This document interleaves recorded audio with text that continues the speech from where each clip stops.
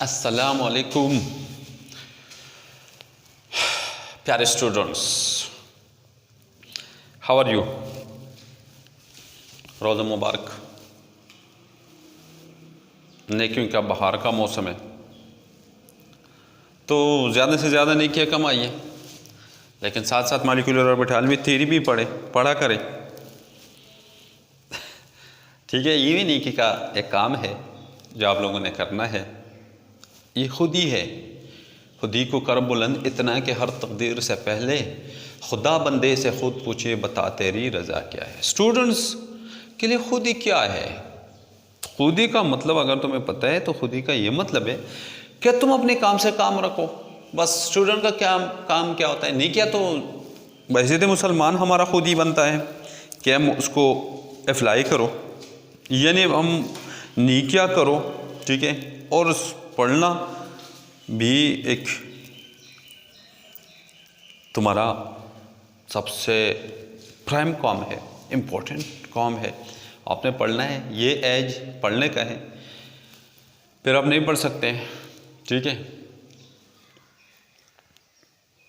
तो आपने molecular orbital theory को भी पढ़ना है।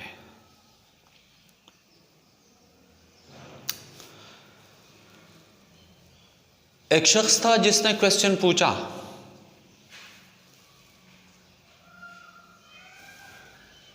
क्वेश्चन नहीं पूछा बल्कि होना चाहिए था,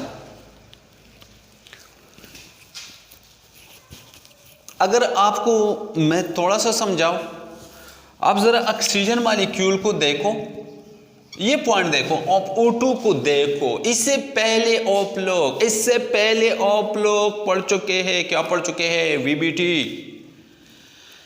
आप VBT पढ़ चुके हैं, अगर याद है तुम्हें तो आप लोगों ने VBT पढ़ा था। आपने वहां पर क्या कहा था कि half filled atomic orbital will take part in bond formation, fulfil an empty orbital will not take part in bond formation. चलो ऑक्सीजन में देखते हैं। आप जरा उस चीज को अगेन से हम अप्लाई करते हैं तो ऑक्सीजन का एटॉमिक नंबर है 1s2, एटॉमिक नंबर इसका 6 है, और इसका इलेक्ट्रॉनिक कॉन्फ़िगरेशन क्या होगा? तो 1s2, 2s2 एंड 2p क्या 4, 2p4, ठीक है। 1s2, 2s2 and 2p4।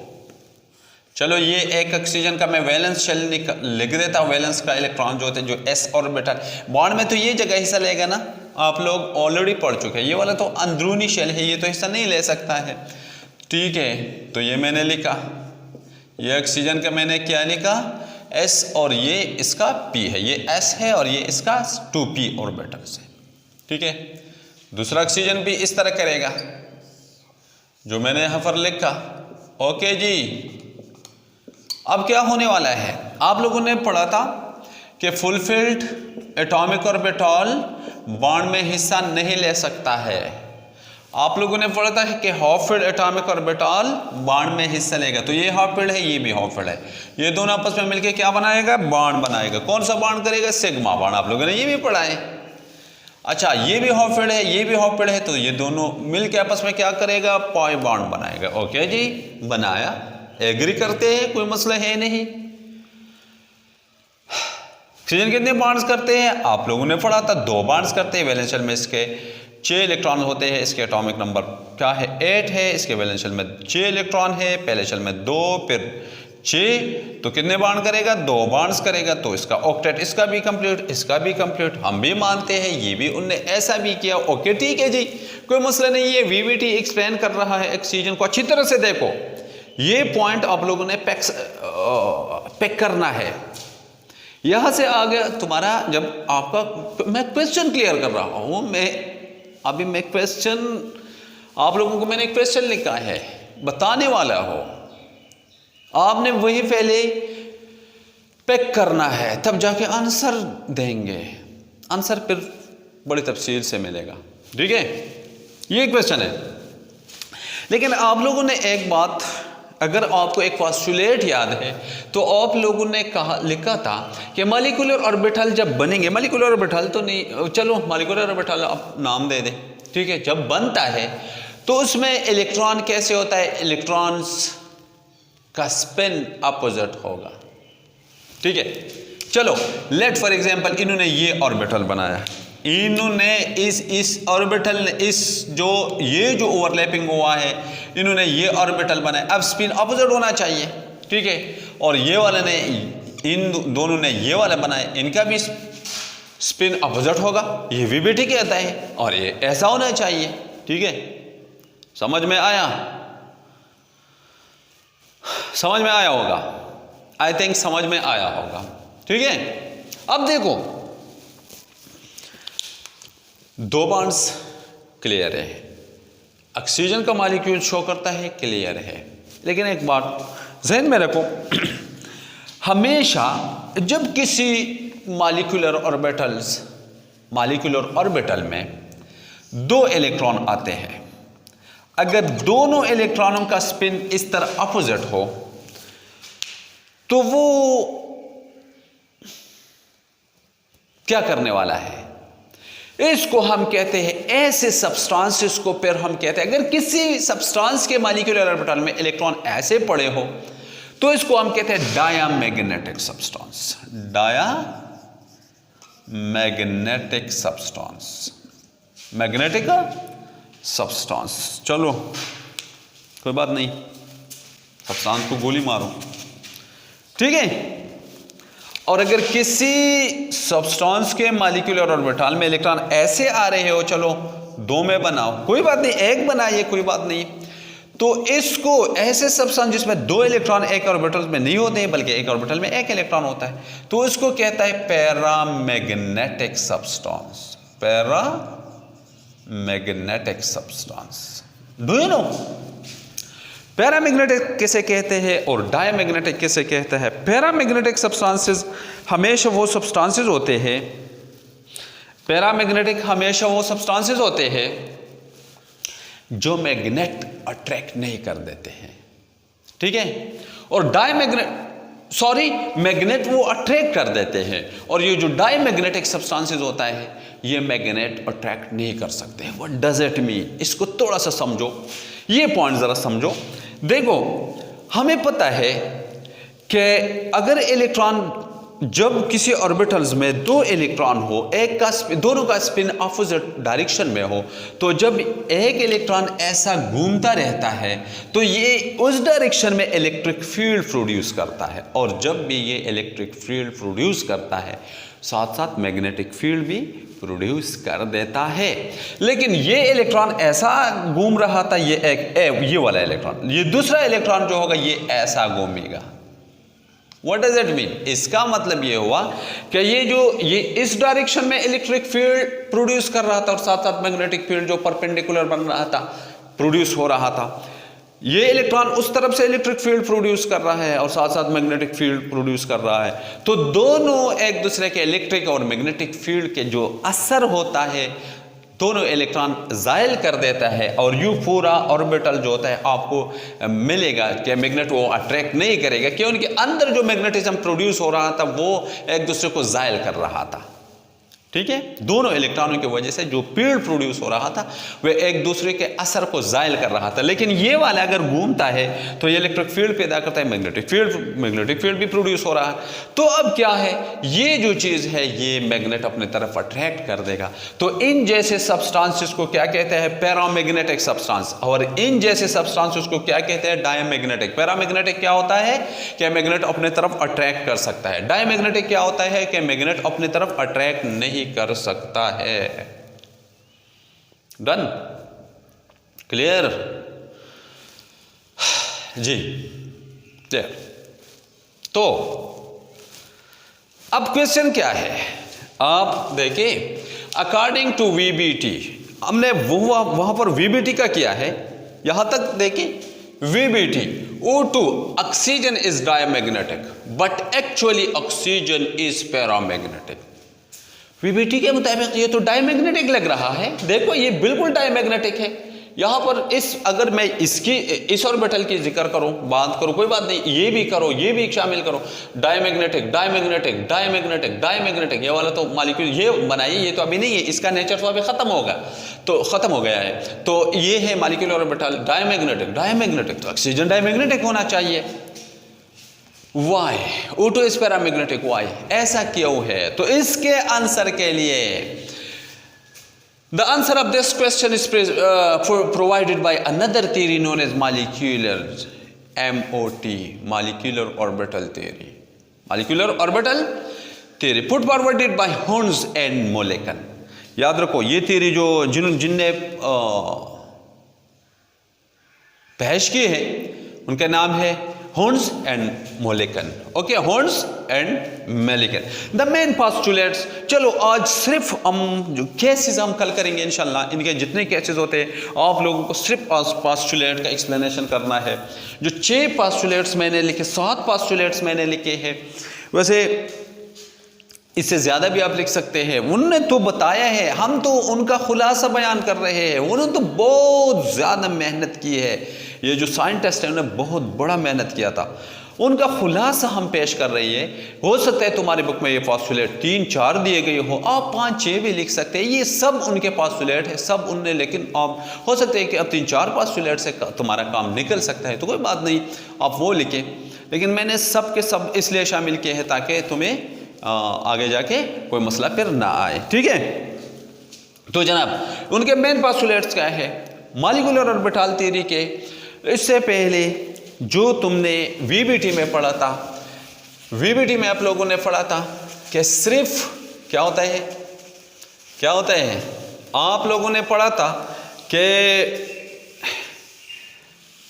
आप लोगों ने पढ़ा था, आप लोगों ने क्या पढ़ा था, आप लोगों ने पढ़ा था कि सिर्फ half filled atomic orbital bond में हिस्सा लेता है, full fill and empty orbital कभी बॉन्ड में हिस्सा नहीं लेगा। लेकिन ये कहता है नॉट ओनली एटॉमिक ऑर्बिटल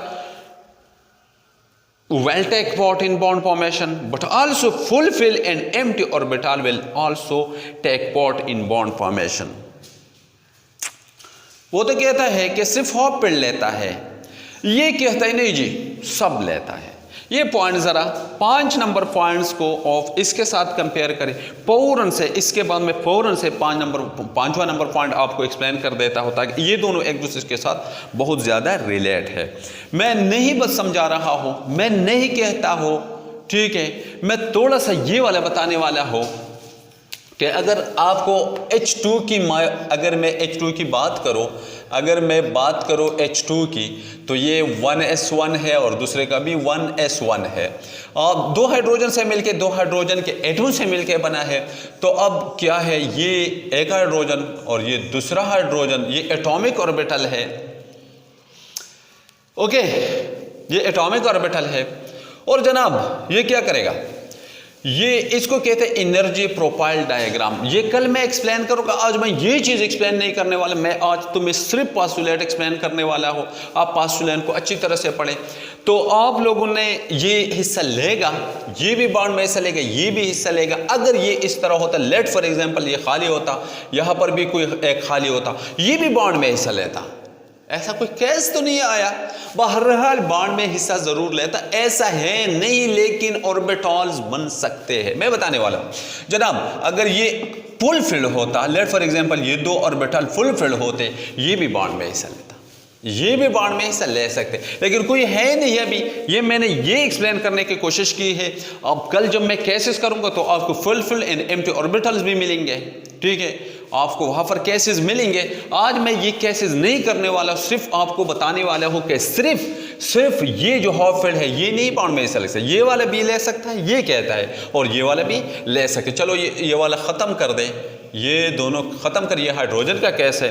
तो आप लोगों को सबसे पहला जो पॉइंट मिला, not only atomic orbital will take part in bond formation but also fulfilled and empty orbital will take part in bond formation. Bond formation में सिर्फ हाफ फिल्ड एटॉमिक ऑर्बिटल हिस्सा नहीं लेगा, फुलफिल्ड एंड एम्प्टी ऑर्बिटल भी हिस्सा लेगा। बहुत आसान है, कोई मसला नहीं है, बस ओके जी। आई थिंक मुझे श्योरिटी है कि आप लोगों को समझ आया होगा कि बॉन्ड जब होगा तो बॉन्ड में सिर्फ एम्प्टी और हाफ फील्ड एटॉमिक ऑर्बिटल के कंसेप्ट निकाल दो। अभी तुमने कौन सा कंसेप्ट अप्लाई करना है कि full field and empty orbital भी बॉन्ड में हिस्सा लेगा। ठीक है, 2 किस्म के ऑर्बिटल्स मिलेंगे। चलो ये वाला पॉइंट थोड़ा सा बाद में करें। At the result of this, अगर ऐसा है जब बॉन्ड में हिस्सा लेता है full field empty and half field, तो 2 किस्म के तुम्हें ऑर्बिटल्स मिलने वाले हैं। मॉलिक्यूलर ऑर्बिटल्स तुम्हें 2 किस्म के मिलेंगे। मॉलिक्यूलर ऑर्बिटल्स तुम्हें कितने किस्म के मिलेंगे? 2 किस्म के मॉलिक्यूलर ऑर्बिटल्स मिलने वाले हैं। ठीक है, एक को कहता है बॉन्डिंग मॉलिक्यूलर ऑर्बिटल्स एंड दूसरे को कहता है एंटी बॉन्डिंग मॉलिक्यूलर ऑर्बिटल्स। ठीक है, आप देखो ये बनाएगा, ये यहां से एक इलेक्ट्रॉन और ये इलेक्ट्रॉन यहां से आएगा, इसको ऊपर ये एंटी बॉन्डिंग है, याद रखो। अभी कोई इलेक्ट्रॉन यहां पर नहीं रह गया। मैं कल ये केसेस, कल वाली केसेस है, आज मैं सिर्फ पोस्टुलेट्स को एक्सप्लेन करने वाला हूं। डरने की कोई जरूरत नहीं है, आप समझ पाओगे, मुझे उम्मीद है, मुझे यकीन है इंशाल्लाह। जो पहली बार एमओटी पढ़ रहा है, एमओटी मैंने किसी टीचर से सुना था, चलो उसको छोड़ो। ठीक है, एमओटी मॉलिक्यूलर ऑर्बिटल थ्योरी।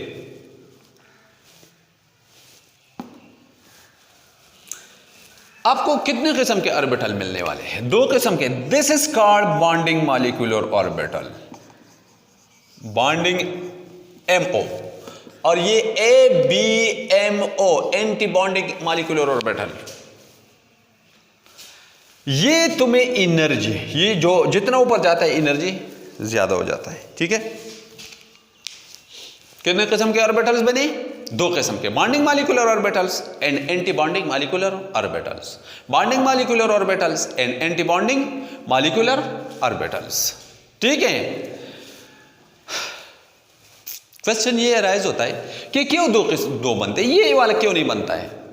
तो याद रखो, जिस चीज़ के हमेशा कुछ आपने दुनिया में पढ़ा है, जिस चीज़ के जितनी भी पॉजिटिव एस्पेक्ट है नेगेटिव भी हो सकते हैं, जिस चीज़ के नेगेटिव एस्पेक्ट उसके पॉजिटिव एस्पेक्ट भी हो सकते हैं। अगर बॉन्डिंग है तो एंटी बॉन्डिंग ज़रूर होंगे।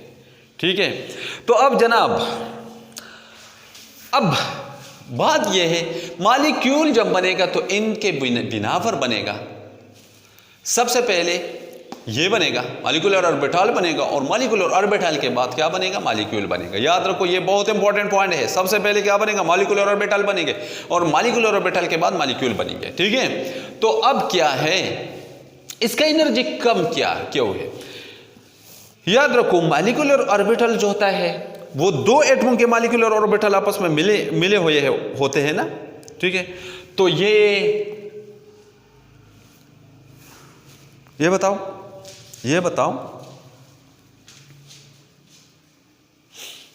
कि किसी एटम में कितने न्यूक्लियाई होती है? ये एक न्यूक्लियस होता है, किसी एटम में हमेशा एक ही न्यूक्लियस होता है।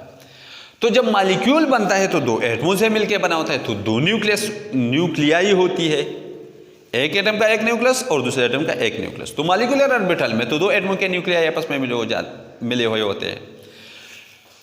तो ये जो है, ये एटॉमिक ऑर्बिटल था, ये वाला भी एटॉमिक। इसका एनर्जी थोड़ा सा ऊपर है, किस चीज से? मॉलिक्यूलर ऑर्बिटल से थोड़ा सा ऊपर है कि नहीं है? तो ये क्यों ज्यादा है? क्योंकि ये जो एटॉमिक ऑर्बिटल है ये मोनोसेंट्रिक था। ये क्या था? मोनोसेंट्रिक। ये मोनोसेंट्रिक है, मोनोसेंट्रिक। और अगर तुम्हें नजर आता है तो ये पोलीसेंट्रिक है, क्योंकि ये 2 न्यूक्लियाई के ज़ेरे असर है। मॉलिक्यूलर ऑर्बिटल 2 न्यूक्लियाई के ज़ेरे असर होता है। जब 2 न्यूक्लियाई के ज़ेरे असर होता है तो क्या एनर्जी कम होगा कि नहीं होगा? बिल्कुल कम होगा। अभी ये अगर मैं ये कहूँ कि ये एक मॉकर है और अगर इसमें एनर्जी होता, ये हरकत करता रहता, ये एक न्यूक्लियस, ये इस न्यूक्लियस के ज़ेरे असर है तो ये इस तरह हरकत, मैं इसको हरकत दे रहा हूँ अभी ये खुद अगर हरकत करता तो क्योंकि ये दो एक तरफ से बनता दूसरी तरफ से आज़ाद था, तो दूसरा तरफ इसके बहुत हरकत करता रहता तो बहुत ज़्यादा इनर्जेटिक होता। लेकिन अगर दूसरा तरफ भी इस तरह बांध लिया जाता तो फिर क्या करता, फिर हरकत तो नहीं कर सकता, तो एनर्जी इसका कम हो जाता। तो जब एनर्जी कम होती है तो देखो नीचे आ जाती है, इसका एनर्जी अभी कम है तो ये मोर स्टेबल है, क्योंकि एटम से मॉलिक्यूल ज़्यादा स्टेबल होता है, एटम से मॉलिक्यूल ज़्यादा स्टेबल होता है, ठीक है। इसलिए ये एनर्जी कम पड़ रहा है और इसका एनर्जी ज़्यादा पड़ रहा है। ओके जी, मैंने क्या कहा, ये पॉलीसेंट्रिक होता है, बहुत इंपॉर्टेंट पॉइंट है, ये पॉलीसेंट्रिक है। क्यों स्टूडेंट पूछते हैं सर इसका एनर्जी कम क्यों पड़ता है, तो इसका एनर्जी इसलिए कम हो जाता है क्योंकि ये पॉलीसेंट्रिक बन जाता है, दो न्यूक्लियाई के जरिए असर ये इलेक्ट्रॉन आ जाते हैं, जिसकी वजह से ये हरकत नहीं कर सकता है। इसका एनर्जी जब हरकत नहीं कर सकते तो इसका एनर्जी कम पड़ जाता है, वाइल इसका क्या हो जाता है, इसका क्या हो जाता है, इसका एनर्जी थोड़ा सा ज्यादा होता है। ऐसे होते हैं ये एटॉमिक ऑर्बिटल होते हैं, जो ही मॉलिक्यूलर ऑर्बिटल बनते हैं तो ये ऐसे बनते हैं, ये ऐसे बनते हैं। ये बॉन्डिंग मॉलिक्यूलर ऑर्बिटल नीचे आ जाता है, एंटी बॉन्डिंग ऊपर चला जाता है। दोनों एटॉमिक ऑर्बिटल के बिल्कुल सेंटर, इन दोनों के एटॉमिक ऑर्बिटल इनके सेंटर में होगा। जितना नीचे एनर्जी गिरता है उतना ही ऊपर चला जाता है, ताकि फिर बैलेंस हो, सारे के सारे बैलेंस हो जाए। ठीक है, समझ में आया होगा मैंने क्या कहा। तो सबसे पहला पॉइंट अगेन से सुने, सिर्फ half filled atomic orbital bound में हिस्सा नहीं ले सकते, full filled and empty orbital भी बाउंड में हिस्सा ले सकता है। और दो किस्म के मॉलिक्यूलर ऑर्बिटल तुम्हें मिलने वाले हैं, bonding molecular orbital and anti bonding molecular orbital. आप लोग थर्ड पॉइंट की देखो, बॉन्डिंग मॉलिक्यूलर ऑर्बिटल की एनर्जी कम होगी और एंटी बॉन्डिंग मॉलिक्यूलर ऑर्बिटल की एनर्जी ज्यादा होगी। याद रखो बॉन्डिंग मॉलिक्यूलर ऑर्बिटल, अभी इस केस में तो आपको सिर्फ सिग्मा, आपको क्या मिलने वाला है, आपको यहां पर मिलने वाला है सिग्मा। ये इसको कहते हैं सिग्मा और इसको कहते हैं सिग्मा स्टार। अगर फिर पाई कोई इलेक्ट्रॉन होता तो फिर पाई एंड पाई स्टार। तो बॉन्डिंग मॉलिक्यूलर ऑर्बिटल को हमेशा हम सिग्मा और पाई से जाहिर करते हैं, और एंटी बॉन्डिंग मॉलिक्यूलर ऑर्बिटल्स को हम सिग्मा स्टार और पाई स्टार से जाहिर कर देते हैं। कोई बात नहीं, 3 points.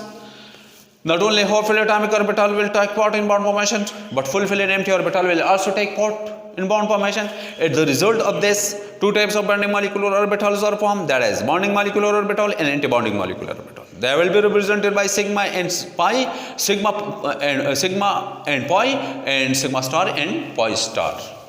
Okay. Bonding molecular orbital are always or lower in energy than anti-bonding molecular orbital. क्यों? क्योंकि ये पॉलीसेंट्रिक है और एटॉमिक ऑर्बिटल मोनोसेंट्रिक है, यहाँ पर कोई इलेक्ट्रॉन गया नहीं, तो एंटी-बॉन्डिंग मैंने बहुत ज्यादा शो किया है, ऐसा ही होता है और कुछ नहीं।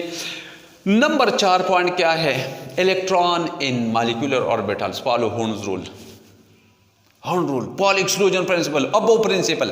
अबो प्रिंसिपल आप लोगों ने पढ़ा है, आपने अबो प्रिंसिपल के मुताबिक करने हैं, इलेक्ट्रॉन पहले ऐसा ही रखना है कि अबो प्रिंसिपल क्या था कि इलेक्ट्रॉन हमने लो एनर्जी लेवल से स्टार्ट किया, हमने बिलतरतीब ऊपर की तरफ जितना एनर्जी बढ़ता वहां पर हम इलेक्ट्रॉन रख देते, ये था। फिर हर्ट्ज रूल में क्या था, Pauli exclusion principle, no two electron can have the same set of 4 quantum numbers, उसके मुताबिक हम करेंगे, यानी स्पिन हम अपोजिट रखेंगे।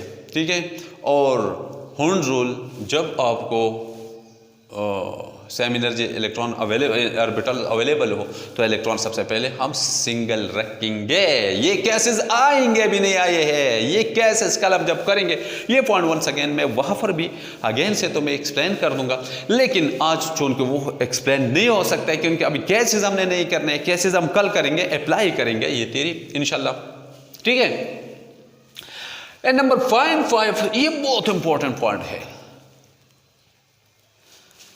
देखो हमारे पास इस केस में देखो, जितने तुम्हारे एटॉमिक ऑर्बिटल होंगे उतने ही तुम्हारी मॉलिक्यूलर ऑर्बिटल होंगे। यहां पर एटॉमिक ऑर्बिटल एक ये है और एक ये है। ठीक है, तुम्हारे मॉलिक्यूलर ऑर्बिटल कितने हैं, एक ये है और एक ये है। अब अगर एंटी बॉन्डिंग मॉलिक्यूलर ऑर्बिटल में नहीं बना था तो तरीके में बिल्कुल अपोजिट चला जाता, इसलिए ये बनाना पड़ता है, इसलिए ये बनाना पड़ता है। जितना तुम्हारा बॉन्डिंग एटॉमिक ऑर्बिटल्स होंगे उतने ही तुम्हारी मॉलिक्यूलर ऑर्बिटल होंगे, जितने तुम्हारे एटॉमिक ऑर्बिटल्स होंगे उतने ही तुम्हारे साथ मॉलिक्यूलर ऑर्बिटल्स हमेशा बनेंगे। कोई मसला नहीं है, बहुत आसान है। ठीक है जी। अब जनाब ये पांचवा पॉइंट था, number of molecular orbital are always equal to number of atomic orbital. जितने मॉलिक्यूलर ऑर्बिटल तुम्हारे बनेंगे उतने ही तुम्हारी एटॉमिक ऑर्बिटल्स होंगे। ज्यादा या कम नहीं बनाना है, अगर ज्यादा या कम बनाए तो समझो कि आपने गलत किया है, आपने गलती की है। और एक बहुत इंपॉर्टेंट पॉइंट ये भी जहन में रखो, for molecular orbital formation atomic orbital must have same symmetry and same energy. अब देखो ये बहुत इंपॉर्टेंट पॉइंट है। अगर कभी एक हाइड्रोजन में, इस हाइड्रोजन में मैंने 1s1 और दूसरा भी 1s1 लिखा, लेकिन कभी ऐसा नहीं हो सकता है कि एक हाइड्रोजन का मैं ns1 और कोई दूसरा मैंने मॉलिक्यूल लिया जिसमें मैंने लिखा था 2s1 था। लेट फॉर एग्जांपल वो 2s1 था, 1s1 की एनर्जी कम है, 2s1 की ज्यादा है। अगरचे दोनों का शेप तो सेम है, शेप हो सकता है सेम शेप है, लेकिन एनर्जी का फर्क है। तो जब एनर्जी का फर्क है तो अब दोनों ये कभी ओवरलैपिंग नहीं कर सकता है, इम्पॉसिबल। ये ओवरलैपिंग जो है 1s एंड 2s का वाला ओवरलैपिंग इम्पॉसिबल है, ये कभी नहीं हो सकता है। जनाब इस पॉइंट को देखो जरा, मैंने क्या कहा, जब एटॉमिक ऑर्बिटल ओवरलैपिंग करता है, मॉलिक्यूलर ऑर्बिटल बना देता है, तो एटॉमिक ऑर्बिटल का शेप, एनर्जी और सिमेट्री एक जैसा होना चाहिए।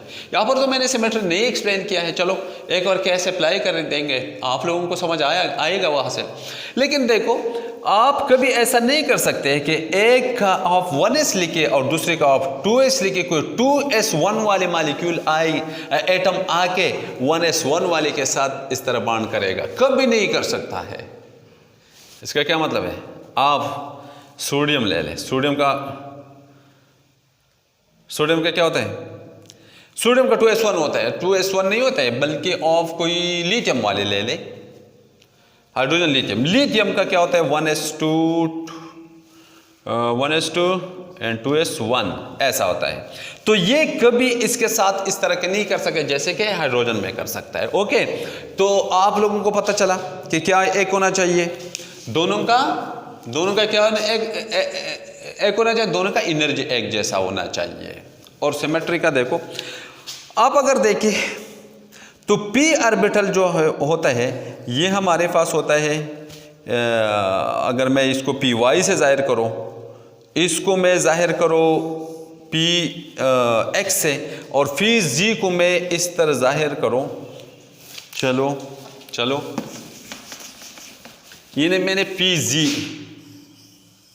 ये pg है, ये py है, ये py है, और ये pg है, और ये चलो इसको pg कहो, कोई बात नहीं, ठीक है। अब देखो एक को मैं इसके साथ में क्या लगाऊं, ये pg है और ये px है, यहां पर मैं एक pg लगा देता हूं, ठीक है। ये भी डंबल है, ये भी डंबल है, ये दोनों आपस में मिलके क्या कर सकता है, इस तरह ओवरलैपिंग कर सकता है, ये कर सकता है, क्योंकि इन दोनों का सिमेट्री, एनर्जी तो सेम है और सिमेट्री भी सेम है। px, py और pz का तकरीबन एनर्जी, अगर मैं एक खास स्टेज की बात करूं तो एनर्जी सेम है, ठीक है, लेकिन अभी सिमेट्री सेम नहीं है, तो ये इम्पॉसिबल है, ऐसा नहीं हो सकता है। ये बहुत इंपॉर्टेंट पॉइंट है, अगरचे ये तुम्हारे लेवल का तो नहीं है, इस फर्स्ट ईयर के लेवल का तो नहीं है, लेकिन आगे तुमने इस चीज को भी फॉलो करना है। तो इसलिए मैं कहता हूं कि हमेशा जब एटॉमिक ऑर्बिटल्स मिलते हैं, मॉलिक्यूलर ऑर्बिटल्स बना देते हैं, तो आप लोगों को क्या मिलने वाला है कि एटॉमिक ऑर्बिटल का शेप, एनर्जी और सिमेट्री एक जैसा होना चाहिए, वरना मसला हो जाएगा। शेप का कोई मसला इतना नहीं है, लेकिन सिमेट्री बहुत ज्यादा इंपॉर्टेंट है, ठीक है। ओके जी, सिमेट्री और एनर्जी। और आखिरी पॉइंट क्या है, मॉलिक्यूल बॉन्ड जब करता है, ठीक है, तो बॉन्ड ऑर्डर हमने निकालना है। हमने क्या निकालना है? बॉन्ड ऑर्डर हमने निकालना है। बॉन्ड ऑर्डर को हम किस फॉर्मूले से निकालेंगे? कौन सा फॉर्मूला हमने अप्लाई करना है? कौन सा फॉर्मूला है जिसको अप्लाई करके हम किसी मॉलिक्यूल में बॉन्ड ऑर्डर निकाल सकते हैं? तो बॉन्ड ऑर्डर क्या होता है? बॉन्ड ऑर्डर BO का मतलब होता है, आप क्या करेंगे? Number of bonding electron in bonding molecular orbital निकालेंगे। बॉन्डिंग मॉलिक्यूलर ऑर्बिटल में जितने बॉन्डिंग मॉलिक्यूलर ऑर्बिटल की मैं बात करता हूँ, मॉलिक्यूलर ऑर्बिटल की बात करता हूँ, वहां पर इलेक्ट्रॉन आप काउंट कर ले। तो अगर इस केस में आप लेते हैं तो यहां पर 2 है। माइनस फॉर्मूला क्या है? Number of anti bonding electron, anti bonding molecular orbital में ऑफ इलेक्ट्रॉन काउंट करेंगे, देखेंगे यहां पर तो 0 है, डिवाइड बाई 2 ये फॉर्मूला है, तो आपके साथ आंसर आएगा 2/2। इसका आंसर आएगा 1। यस, हाइड्रोजन में अगर केस हाइड्रोजन का है तो एक बॉन्ड कर सकता है। तो हाइड्रोजन कितने बॉन्ड कर सकते हैं? हमें पता है हाइड्रोजन का 1 इलेक्ट्रॉन, दूसरे का। तो देखो इस फॉर्मूले ने इसका बॉन्डिंग भी एक्सप्लेन कर देते हैं, और देखो ऑक्सीजन कल एक्सप्लेन कर देगा, लेकिन आज तुमने सिर्फ थ्योरी पढ़ना था। आप लोगों ने पढ़ा, आप कोशिश करें कि पास्टुलेट अच्छी तरह से पढ़ लें, और जब आप पास्टुलेट को याद कर देते हैं तब जाके आप केसेस अप्लाई करेंगे तो आप लोगों को कंप्लीट समझ आएगा। कोई मसला नहीं है, इंशाल्लाह जब कल हम केसेस करेंगे आप लोगों को एक बार फिर से रिपीट कर दूंगा, बड़े आसानी के साथ तुम्हें समझ आएगा, फिर कोई मसला नहीं होगा। आज थोड़ा सा मुश्किल इसलिए है कि तुम आज पहली बार पास्टुलेट पढ़ रही है, तो पास्टुलेट थोड़ा सा मसला होता है ज़रूर, लेकिन इतना ज़्यादा मुश्किल नहीं है। कल हम केसेस करेंगे, आप लोगों को बिल्कुल एग्जैक्ट समझ आएगा। तुम्हारा जो क्वेश्चन क्वेश्चन क्लियर नहीं हुआ है, लेकिन पास्टुलेट तुमने क्लियर कर दिया। इंशाल्लाह नेक्स्ट लेक्चर के साथ फिर से मुलाकात होगी। थैंक यू, अस्सलाम वालेकुम।